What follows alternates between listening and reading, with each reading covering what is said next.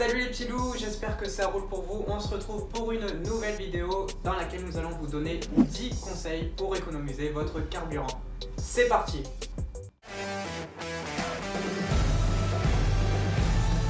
Conseil numéro 1, profitez de l'élan de votre voiture. Vous repérez un feu au loin qui devient rouge, un stop qui pointe le bout de son nez ou vous arrivez à un péage.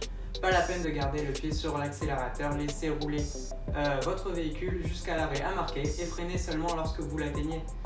Dès l'instant où votre pied ne touche plus la pédale d'accélération, l'alimentation en carburant est coupée.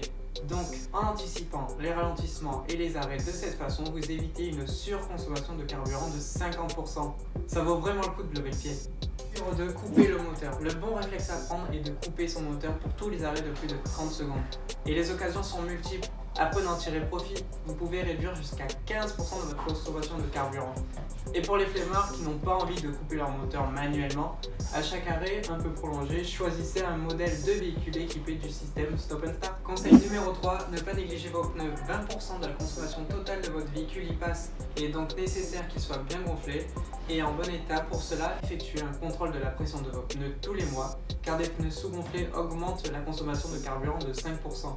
Vérifiez également leur état d'usure. Des pneus lisses adhéreront moins à la route et peuvent être dangereux sur chaussée mouillée.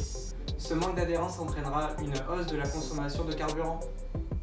Conseil numéro 4, adoptez une conduite souple. Réduire ses frais de carburant, ça passe aussi par l'adoption d'une conduite souple et fluide, donc respectez les limitations de vitesse. Réduire par exemple votre vitesse de 20 km/h peut vous faire économiser jusqu'à 20% de carburant.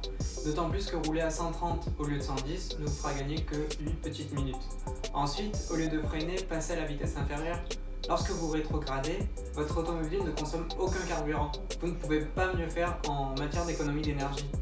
Il est aussi bon à savoir qu'une conduite nerveuse ou agressive augmente la consommation de carburant de 40% en agglomération et de 20% sur autoroute. Ça vaut vraiment le coup de rester zen.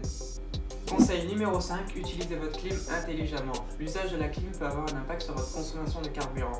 Nous vous conseillons donc d'utiliser votre clim selon votre vitesse. Si vous roulez à de faibles vitesses comme en agglomération, l'enclenchement de la clim peut augmenter votre consommation de carburant de 20%. Il est donc largement préférable de rouler avec vos vitres légèrement ouvertes. En revanche, si vous roulez vite comme sur l'autoroute et que la température est insupportable, il est conseillé de rouler avec la climatisation allumée plutôt que les fenêtres ouvertes. Conseil numéro 6, évitez de faire chauffer votre véhicule inutilement. Malgré de nombreuses idées reçues, il n'est pas nécessaire de faire chauffer le moteur de son véhicule, notamment en hiver. Tout juste démarré, votre véhicule est déjà prêt à partir. Si toutefois il fait vraiment frisquer et que vos vitres sont givrées, vous pouvez faire chauffer votre véhicule, mais ne le faites pas plus de 5 minutes. Petit conseil, pour un moteur essence, le meilleur régime se situe entre 2000 et 2500 tours minute. Et pour un moteur diesel, plutôt entre 1500 et 2000 tours minute. Conseil numéro 7, le régulateur de vitesse est un ami qui vous veut du bien. Contrairement aux idées reçues, il est adapté à la fois aux vitesses importantes et aux vitesses basses. Il n'est donc pas réservé qu'aux autoroutes. Le régulateur de vitesse a de nombreux atouts. Dans un premier temps, en maintenant une allure régulière sur l'ensemble du trajet, une voiture émet 20% de moins de rejet de CO2. De plus, il optimise la consommation de carburant puisqu'il empêche d'accélérer. Vous pouvez donc dire adieu aux 50% d'énergie consommée due aux accélérations et notamment au litre. Attention, gardez bien le pied sur la pédale de frein pour réagir vite en cas d'obstacle et n'utilisez pas le régulateur de vitesse sur chaussée glissante. Conseil numéro 8, optimisez vos trajets. Tenir compte des spécificités des trajets que vous faites est un moyen très efficace de diminuer sa consommation de carburant, que ce soit pour vos trajets quotidiens en anticipant vos arrêts, mais aussi pour des trajets plus occasionnels comme les départs en vacances. Essayez d'éviter de prendre la route s'il y a des bouchons de prévus, car dans les embouteillages, vous démarrez et freinez très souvent, ce qui entraîne une grosse perte d'énergie.